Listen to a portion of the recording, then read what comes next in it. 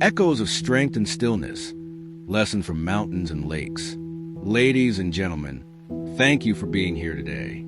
I invite you to take a moment, close your eyes if you will, and imagine yourself standing at the edge of a serene lake, surrounded by towering mountains. The air is crisp, the scent of pine and earth lingers. A gentle breeze dances across the water, sending ripples outward. Above you, majestic peaks pierce the clouds, ancient and unmoving, like silent guardians of time. There's something in that scene that awakens a deep stirring in our souls.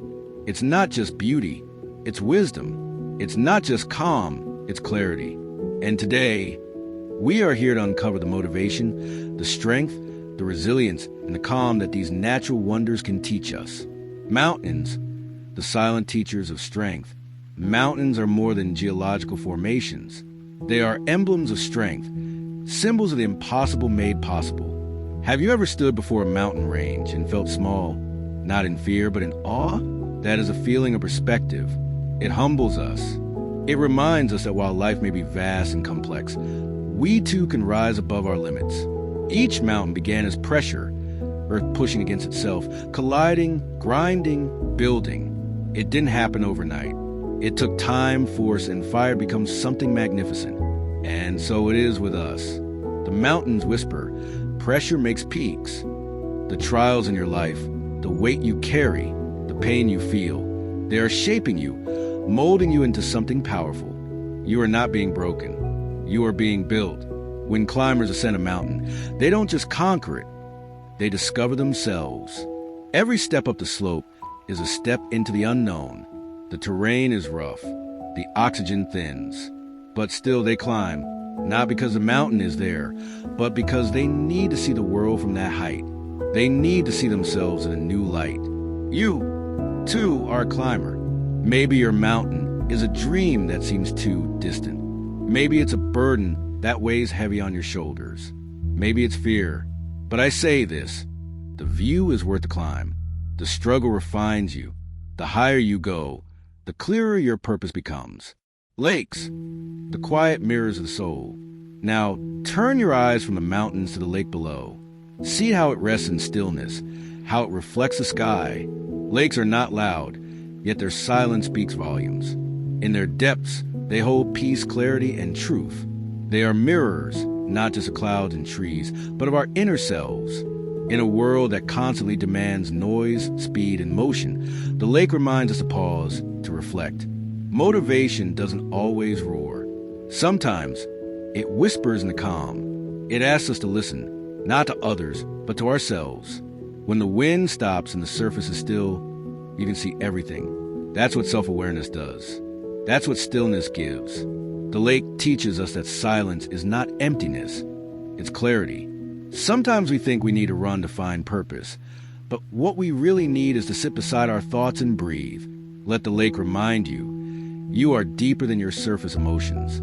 Beneath the ripples of fear, stress, or doubt, there is still water, a place of knowing, a space of strength. Go there, reconnect with your core. In that quiet, you'll find your why. You'll remember who you are and why you started. The journey between peaks and shores. Life is not just peaks or placid waters. It's a journey between them. The climb, the descent, the moments of rest in the valleys. It's not just about reaching the summit or finding calm at the lake. It's about learning what each experience teaches. Mountains tell us to rise, to be strong, to endure. Lakes tell us to reflect, to be still, to understand. Together, they create balance. Together, they form a complete picture of growth. Some days you'll feel like a mountain, unshakable, determined, rising. And some days you'll feel like a lake, quiet, introspective, seeking peace. Both are necessary. Both are valuable. When you climb too long without rest, you burn out. When you rest too long without climbing, you grow stagnant. So honor the rhythm. Move and pause. Strive and reflect. Weathering the storms. Mountains stand through storms. They are battered by wind and snow, but they do not crumble. And the lake? It may churn with rain, its surface disrupted, but its depth remains unchanged. This is your reminder. Storms will come. Life will test you. People may doubt you. You may even doubt yourself. But you are more resilient than you think. Let the mountain inside you hold strong. Let the lake within you stay deep. There's a Japanese proverb that says, "Fall 7 times, stand up 8." The mountain doesn't fall, it stands. The lake doesn't flee, it flows. You, too, can endure, adapt, and continue. The reflection of purpose. Standing before a lake, you see a reflection of the mountains above. This, too, is symbolic. It teaches us that our high aspirations, our dreams, our values should be reflected in our daily lives. What you admire should be what you embody. Don't just gaze at the mountain, be one. Don't just seek peace, be peace. If you value growth, keep climbing. If you value connection, sit beside the lake and listen. Let your actions mirror your beliefs. Let your stillness be your strength. Let your strength be your stillness. Nature's timeless wisdom. Mountains and lakes are old. They were here before us. They will be here long after us. But while we are here, we get to learn from them. The mountain says, be patient. Rise slowly.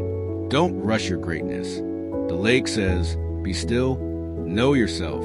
Clarity comes from calm. Together they say, balance ambition with reflection. That is the path to purpose. Don't be afraid of the climb. Don't resist the stillness. Both are sacred.